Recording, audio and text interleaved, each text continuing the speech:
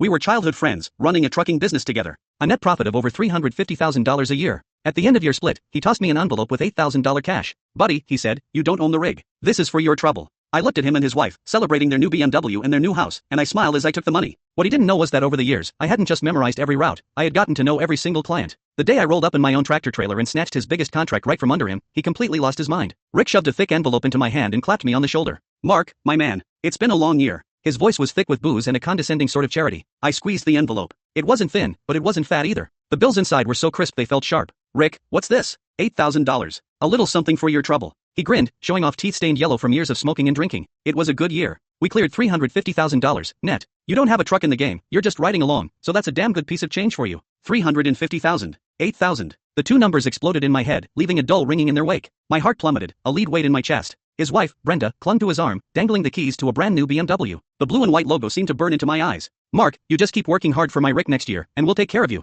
Her hand, with its fire engine red nails, fished a set of house keys from her purse. She tapped them against the floor plan of their new home. This one's 1,800 square feet. We close next week. You'll have to come to the housewarming. I watched the raw, unfiltered happiness and pride spilling off them. I felt like a ghost at their feast, a complete and utter joke. I forced the corners of my mouth into a smile that felt like cracking plaster. Thanks, Rick. Thanks, Brenda. I stuffed the $8,000 into my pocket. My hands were steady, but my fingernails were digging so deep into my palms I thought I might draw blood. The dinner was at the nicest steakhouse in town. The private room was stuffy with heat, and the food on the table was arranged like art. I had zero appetite. My mind drifted back to the endless days and nights on the road. The summers, when the cab was a steambox with no AC, and I had to chug lukewarm water and pinch my own thigh just to stay awake. The winters, when we were snowed in on some godforsaken mountain pass, gnawing on frozen sandwiches for 2 straight days. I once drove for 3 days straight to make a rush delivery, my eyes so bloodshot the whole world seemed to shimmer and shake. And where was Rick during all of that? He was at home, tucked into his warm bed, AC blasting, making the occasional phone call to manage me remotely. Mark, keep an eye on that load. Can't have any issues. Mark, schmooze the guys at the dock. Get them to move faster. Mark, the client needs a little something extra, you know what to do. I was the one who had to know what to do. I was the one who had to keep an eye on things.